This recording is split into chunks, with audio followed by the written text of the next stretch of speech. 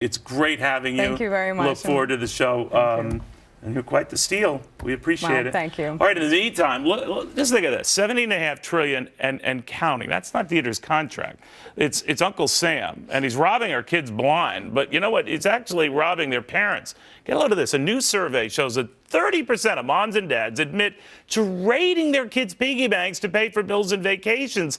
And money watcher Gene Mark says that's got to stop. First of all, Gene, the kids have got a lot of money in the piggy bank if they're going on vacation with it. Yeah, well, I mean, Neil, you got to look at my kids. I've got 3 teenage kids, sitting around. Sometimes I look at their bank accounts and I'm thinking, my God, these kids they're living the life, with their lifeguarding jobs or summer But what does camps. that tell you? What does that tell you? I mean, that they would sacrifice that for a quick trip. Actually, it's really not just sacrificing for a big trip. I mean, it's really endemic of a bigger issue that's going on in the country. I mean, as parents, as you and I are getting older, we're speak living, for yourself.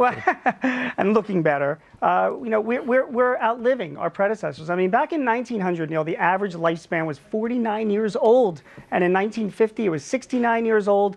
Now it's up to 70 years old. By the time you and I are old, it'll be like we'll be living 150 years old in the next few years. But why are so few people ready and able not only to retire but even think about it? Yeah, it's the consumer culture, right? I mean, the average American worker has about $10,000 in savings, $10,000, and the average retiree, I mean, somebody that hits around 64, 65 years old, they've got about $120,000 in the bank, which might sound like a decent amount of money, but when you do the math, it's about $400 or $500 a month if they're putting it away in some type of conservative investment. Even combined with Social Security, it's really not a lot to retire on. So a lot of parents are looking ahead and they're saying, geez, maybe we will dip into the kids' bank accounts. They've got some extra money we can spend. Should have never given it to the kids in the first place. Yeah, that's right. Gene, we knew you were going to come around, and it's time to answer some retirement tweets we get every time we do have experts like you. This first one, 401k wiped out in 2009, starting from $0 at age 54. What's the best way to restart?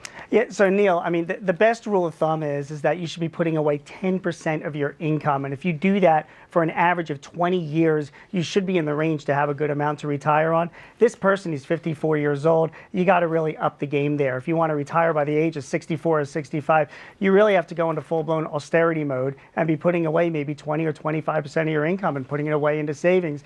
The other thing is stay healthy. I tell people, a lot of people are living to bigger ages, and people are working in their 70s or 80s, not just because they have to, but a lot of people are finding that it keeps them physically fit, mentally fit. It's not a bad thing. And like I said, as we're getting older and healthier, we have the ability to do that. So stay healthy. That's really like making lemonade out of lemons here. You're just saying, you'll enjoy the work. Push them up a little harder.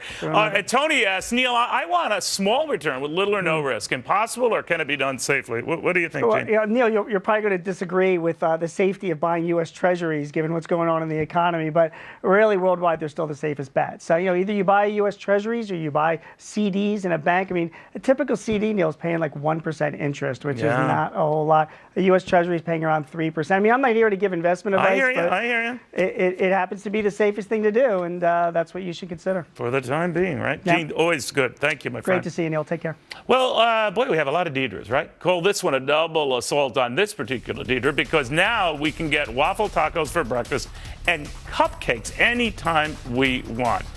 But for Deidre Imus, nightmare. Here she comes.